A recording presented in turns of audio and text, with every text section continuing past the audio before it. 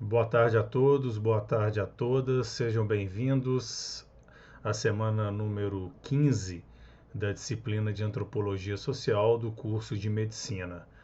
Hoje daremos continuidade à discussão sobre o livro do Byung-Chul Han, A Sociedade do Cansaço, o que representa então que faremos a parte 2 da aula, né, que concerne então a Sociedade do Cansaço, o livro do Byung-Chul Han.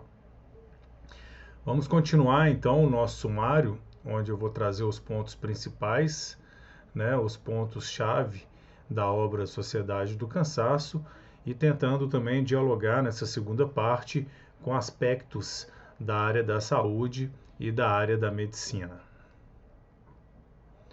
Voltando um pouquinho então, né, no que a gente já discutiu na primeira parte, o Byung-Chul Han ele vai falar de uma transição, né, de uma sociedade que era regida pela negatividade para uma sociedade atual, contemporânea, onde a premissa é a questão da positividade. Então existe um deslocamento nesse sentido, né, do que ele chama de negatividade para positividade. Hoje em dia, então, nós somos regidos e controlados por um excesso, né, de positividade. O sujeito do desempenho, então, ele é mais rápido e mais eficiente, substitui o sujeito da obediência, né, seja o conceito de sociedade do controle ou disciplinar, que foi pautado pelo Michel Foucault. Então, Foucault falava, né, dentro das suas obras, que a gente passou por uma transição da sociedade de controle para a sociedade disciplinar, e ele vai falar que a gente hoje em dia é uma sociedade da obediência. Mas é interessante que é uma obediência também muito feita pelo próprio indivíduo. Então, na sociedade pós-disciplinar, se a gente pode cunhar esse termo, né, a gente enxerga, né, segundo Byung-Chul Han, um sujeito da obediência e da obediência regida pelo próprio indivíduo. Essa tabela é muito interessante porque ela vai fazer uma comparação, né, entre o sujeito obediente, regido pela negatividade, e o sujeito do desempenho, regido pela positividade. É uma relação que o Byung-Chul Han traz através, né, de um paradigma do inconsciente do Freud. Então, para ele, o sujeito obediente, né, regido pela negatividade, é um sujeito da disciplina, da interdição, da repressão, da obediência. Ele é temerário, né? Ele está sempre com medo das câmeras, né? Do controle e angústia e ele tem uma angústia, né? Pela possibilidade de transgredir. Então ele se angustia somente com essa possibilidade, somente ao pensar na possibilidade de transgressão, porque ele sabe de alguma forma que vai ter uma regra, um tipo de castigo ali frente a essa possibilidade ou uma transgressão real. Então ele está o tempo todo se autocontrolando de alguma forma, né? E enquanto o sujeito do desempenho é regido pela questão da positividade, ele tem um ideal de existência, né? Ele vai contra o seu superego, e nessa perspectiva o superego é a lei, é a regra, né? Então o Freud fala do id, do ego e do superego, onde o superego seria uma instância que seria aquela que rege de alguma forma as normas e a ética, né?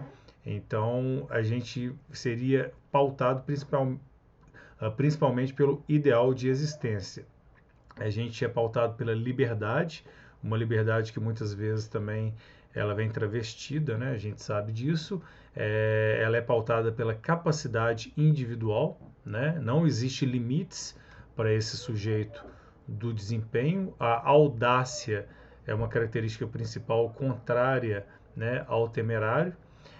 E sem tempo para se angustiar. E talvez essa seja a parte mais perigosa, né, desse sujeito do desempenho, porque quando a angústia vem, ela pode vir de uma maneira muito forte. Então, enquanto o sujeito da negatividade ele angustia pela possibilidade de transgredir, o sujeito do desempenho ele nem se dá ao luxo, né, de ter tempo para se angustiar, assim como os seus pares. Continuando então com algumas partes do livro, né, as partes principais da Sociedade do Cansaço, a sua tese então é explícita, né? A sociedade disciplinar ainda está dominada pelo não. Sua negatividade gera loucos e delinquentes. A sociedade do desempenho, ao contrário, produz depressivos e fracassados, porque a gente nunca vai chegar no ideal proposto, né?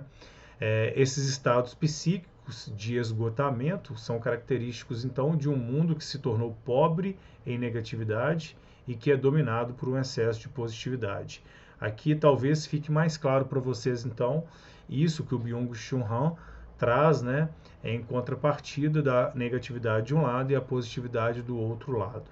O excesso de positividade investido para alcançá-lo conduz o indivíduo, de forma inexorável, ao esgotamento típico dos sofrimentos psíquicos da nossa época, que são, aos olhos de Han, né, especialmente a síndrome de burnout e a depressão. Então, são duas psicopatologias contemporâneas que nós já estudamos no nosso seminário e que o índice, né, está cada vez maior por causa das características da sociedade moderna também. Continuando, ele vai falar das palavras-chave contemporâneas, né, as palavras que a gente escuta no vocábulo do nosso dia a dia, né, seria projeto, motivação, iniciativa, eficiência, flexibilidade, criatividade, ou seja, avaliações positivas de indivíduos ativos. Então, eu garanto para você que praticamente todos os dias a gente escuta essas palavras-chave, né, e que vão, de alguma forma, alimentar essa perspectiva da positividade que o Han traz. Nesse aspecto, a hiperatividade, para além da rubrica psicopatológica, que é igualmente a incapacidade de dizer não, né? Então, existe uma incapacidade de dizer não atualmente por causa de uma hiperatividade, né? De uma exacerbação, de uma potência, né? De um desempenho. Apresenta-se então para Byung-Chul Han como expressão cabal da valorização do excesso de positividade. E aí um detalhe, né, segundo o DSM, Manual de Transtornos Psiquiátricos, uma justa medida de hiperatividade pode ser benéfica.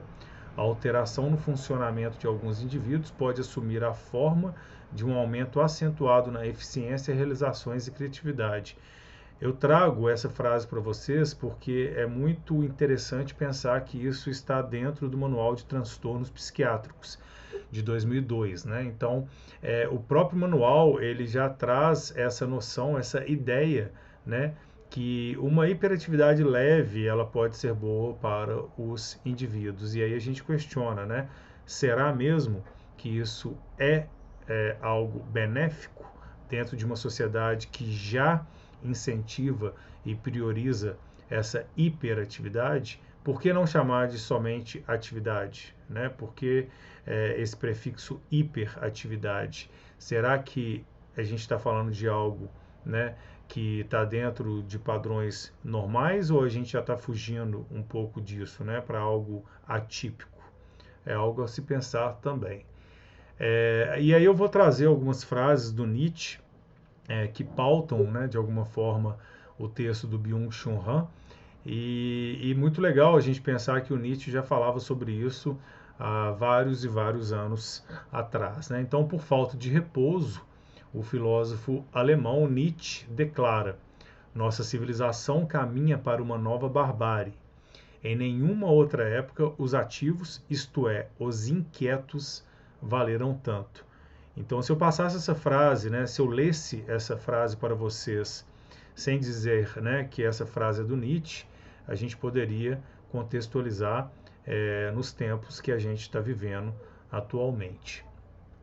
Influenciado por Nietzsche, né, Han considera a hiperatividade contemporânea como uma espécie de esgotamento espiritual dos nossos dias.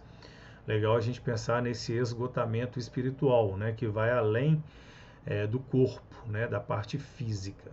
Contra o tédio, ponto alto do descanso espiritual, o indivíduo afunda-se inquieto na atividade.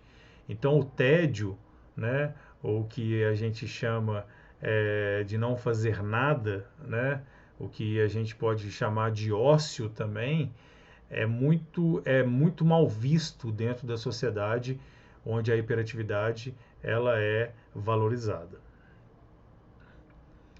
Mais uma frase do Nietzsche, então, presente no livro Humano, Demasiado Humano. Ele vai falar: os ativos rolam como rola a pedra, segundo a estupidez da mecânica. Então é pensar um pouquinho também na questão de quantidade, qualidade, até que ponto que essa hiperatividade nos leva, né, a muita quantidade e pouca qualidade de interpretação, de análise e de discussão também. Ora, mas por que julgar de forma tão desprezível a atividade sôfrega dos indivíduos contemporâneos? É uma frase interessante e que o Rand também tenta discutir ao longo do seu texto. O sujeito contemporâneo experimenta uma contradição permanente, a liberdade coercitiva, né? Então, é uma liberdade que é uma liberdade pressionada o tempo todo sob pressão. Empresário de si mesmo, o sujeito contemporâneo pode explorar-se a si próprio de modo ainda mais efetivo, quando se mantém aberto para tudo. Então chega a ser perverso, né, essa forma de lidar com os sujeitos. A gente dá uma liberdade para ele, né, através de um discurso pautado no capitalismo, principalmente. Né? Então você é aquilo que você quer, você que opta, você que decide, né? Mas ao mesmo tempo, quando a gente está tendo que lidar com nós mesmos enquanto chefes, né? Isso é extremamente desgastante e extremamente adoecedor também. O sujeito pós-moderno não está submisso a ninguém, salvo a ele próprio, né? E ninguém pior do que nós mesmos para regermos, né, as nossas atividades. Então, no Cisne Negro, como eu passei para vocês na parte 1, o discurso do diretor de balé, né, que é feito pelo Vincent Cassel, você não tem nenhum obstáculo a superar a não ser você mesma. Né? Então é um discurso muito, muito comum atualmente. Depende de você. Né? Se você não fizer, é porque você não quis. Então, travestida de liberdade, a perseguição da meta é intransigente, ela é violenta. E é uma violência, né, que pode causar danos severos para o psiquismo dos indivíduos. Continuando então, duas passagens, né, que eu trago para vocês. A coação do desempenho força-o, né, o sujeito narcísico de desempenho a produzir cada vez mais. Assim, jamais alcança um ponto de repouso, de gratificação. Vive constantemente num sentimento de carência e de culpa. E visto que, em última instância, está concorrendo consigo mesmo, procura superar a si mesmo até sucumbir. Sofre um colapso psíquico, que se chama de burnout. O sujeito de desempenho se realiza na morte. Realizar-se e autodestruir-se aqui coincidem.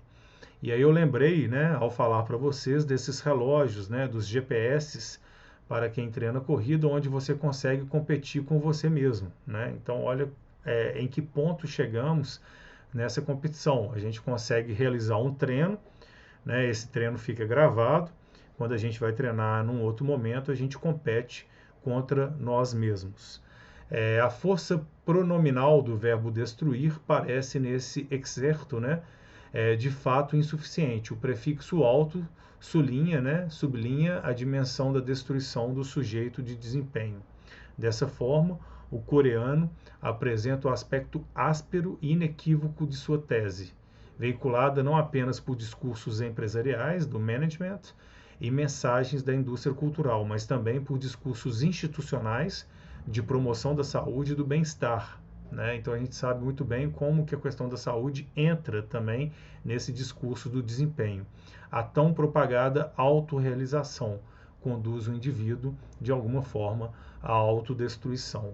Eis a lógica paradoxal da liberdade em uma sociedade pós-disciplinar que absolutiza desempenho e produção. Então, aqui uma relação direta também, né, com a área, com a promoção da saúde e do bem-estar, muito pautado também na questão do desempenho o tempo inteiro. E como que o esporte e como que o autocuidado também entra nisso. Então, as políticas públicas da área da saúde não são mais o foco principal, né? O foco principal é você não tem saúde, é porque você não está cuidando da sua saúde. E aí eu retiro de alguma forma a função, né, do Estado de promover, em termos constitucionais, a saúde e o lazer dos indivíduos. Continuando, né, não somente o discurso empresarial, mas as mensagens da indústria cultural, dos discursos institucionais de promoção de saúde e do bem-estar. Então, eu estou repetindo a frase que foi lida para vocês, porque isso leva, né, mais uma vez, à propagação da autorrealização, o que conduz os indivíduos à autodestruição. E aí pensar nesse aspecto, como eu havia dito, na questão das políticas públicas relacionadas à saúde, ao bem-estar e ao lazer do cidadão, que é de direito, né, mas que dentro desse discurso começa a passar a ser responsabilidade individual. É uma lógica paradoxal contemporânea, né? A liberdade que vem travestida em uma sociedade disciplinar, que foi pautado pelo Foucault, que absolutiza desempenho e produção. O excesso de trabalho e desempenho agutiza-se, né, numa autoexploração. Os adoecimentos psíquicos da sociedade de desempenho são precisamente as manifestações patológicas dessa liberdade paradoxal. Essa é uma frase do Han, né, da página 30 do livro, e que ela, de alguma forma, ela resume, né, as ideias centrais que estão presentes na sua obra Sociedade do Cansaço.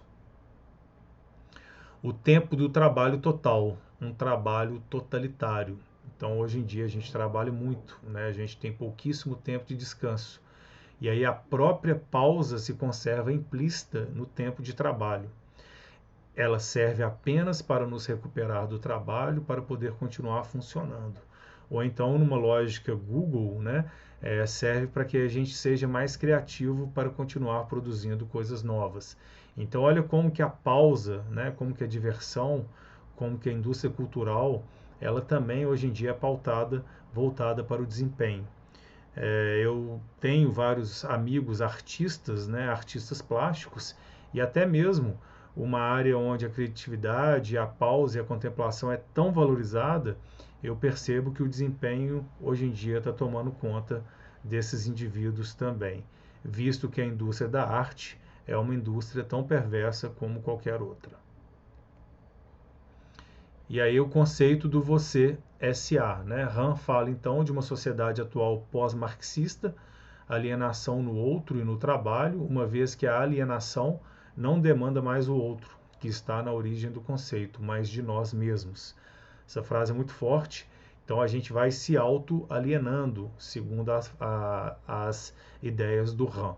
O sistema capitalista, então, mudou o registro da exploração estranha para a exploração própria, a fim de acelerar o processo. Hoje vivemos numa época pós-marxista. No regime neoliberal, a exploração tem lugar não mais como alienação e autodesrealização, mas como liberdade e autorrealização. Aqui não entra o outro como explorador, que me obriga a trabalhar e me explora. Ao contrário, eu próprio exploro a mim mesmo de boa vontade, na fé de que possa me realizar. E me realizo na direção da morte.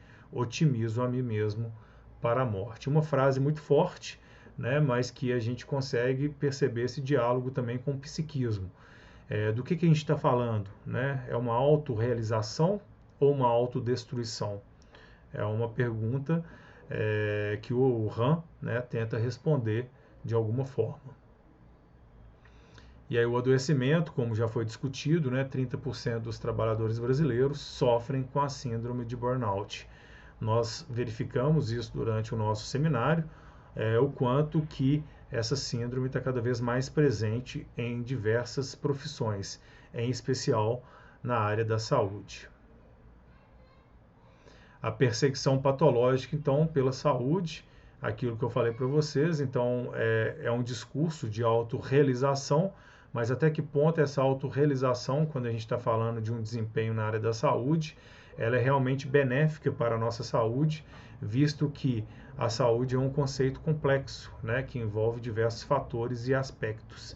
E a gente está muito pautado atualmente numa saúde estética, né, ou seja, aparentar estar bem, e numa saúde química também, repleta de medicamentos. Então, o Han destaca as contradições do tempo presente, trazendo à tona igualmente a perseguição patológica pela saúde.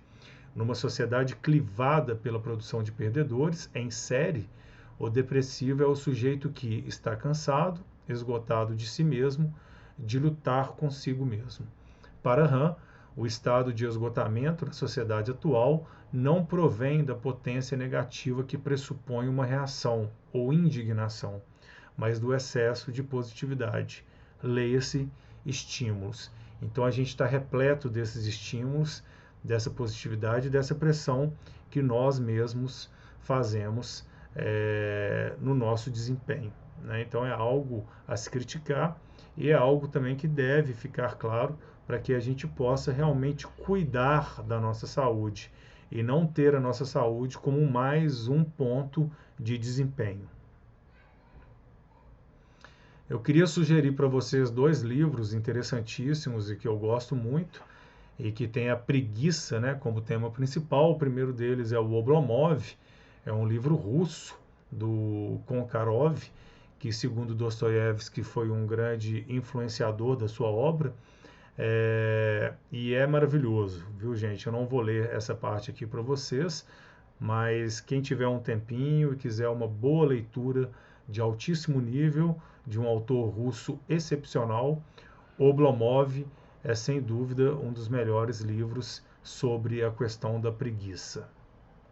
E um outro livro também, né, sobre a preguiça, e aqui eu trago esses temas para ir contra de alguma forma, né, para fazer uma contrapartida aí com o tema do desempenho, né, é o Bartleby, né, que é um escrivão, né, que começa a trabalhar num escritório e em poucos dias começa a recusar-se a obedecer a qualquer ordem e após entra numa passividade irritante e improdutiva. Esse é um livro pequeno, né, do Malville, que é o mesmo autor de Moby Dick. É um livro pequenininho, mas maravilhoso também, e eu sugiro a leitura dele, além de extremamente irônico. Continuando então, a sociedade atual, né, a sociedade do cansaço atual, nada mais é do que a absolutização unilateral da potência positiva. Por isso, é também uma sociedade do doping, como eu já falei para vocês. O melhoramento cognitivo, né, pode não representar nenhum problema moral diante da normatividade social vigente na sociedade do desempenho. Então aqui eu trago essa noção, né, de um doping quase que natural em todos os aspectos, em todos os níveis, né, porque é ele que vai alimentar também, de alguma forma, a sociedade do desempenho e aproximar com a indústria farmacêutica. Desprovido de tempo, o sujeito do desempenho não procura mais a gênese do conflito psíquico, cuja temporalidade técnica é lenta, né? Então ninguém tem mais paciência para nada a longo prazo. A medicação psiquiátrica pode atender com a urgência necessária o restabelecimento, a manutenção e o aperfeiçoamento das potencialidades do sujeito impaciente, para a escavação arqueológica de cunho psicanalítico que visa descobrir a origem do sofrimento psíquico. Então aqui, né, principalmente com o que a gente vem vivendo, com a pandemia, que nos angustiou ainda mais, a gente vê um aumento, né, no consumo de medicamentos psiquiátricos quase que de maneira banalizada, né? E aí a gente pergunta se isso é típico ou atípico, né? E até que ponto que as características da sociedade atual não fomentam ainda mais essa super prescrição de medicamentos de desempenho principalmente ou de combate aos seus sintomas. Em um aforismo sugestivo, né, o antropólogo estadunidense Marshall Salins sentencia, né, um povo que concebe a vida exclusivamente como busca da felicidade só pode ser cronicamente infeliz. Eu adoro essa frase. Do mesmo modo, ao juízo de Han, a lógica social parece inequívoca. A sociedade imperativa do desempenho só pode produzir indivíduos estafados. São frases fortes, né, pessoal, mas são frases que precisam ser ditas para que a gente possa ter uma crítica maior e para que a gente possa também tentar mudar algo que está tão instituído em termos culturais dentro da nossa sociedade. Para finalizar, então, eu gostaria de trazer, né, com uma pergunta: o Zaratustra, né, Zaratustra de Nietzsche pode ainda nos perturbar e inquietar, provocando a reflexão. E também, vós, para quem a vida é furioso trabalho e desassossego, não estáis muito cansados da vida? Né?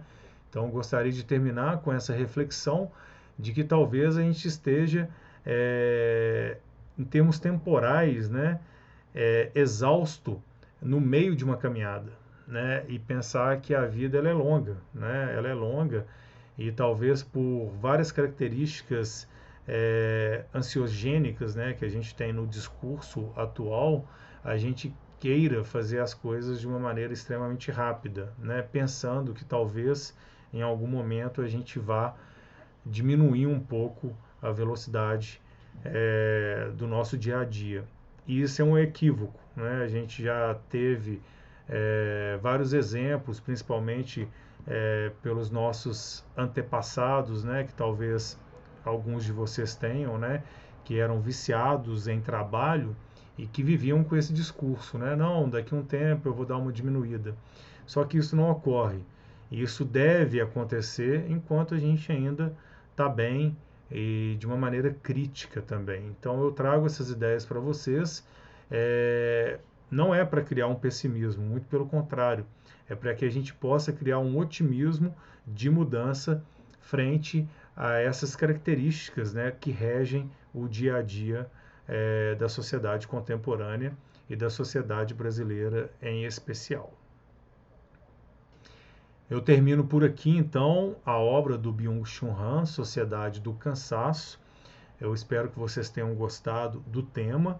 É um livro forte, né? Um livro que traz discussões que são pertinentes não só para nós enquanto indivíduos, mas também para a área da saúde, porque a sociedade do desempenho vai estar no entorno, né, de todas as premissas voltadas também para a questão do bem-estar e da saúde. Um grande abraço para todos, um grande abraço para todas e a gente se encontra na próxima semana.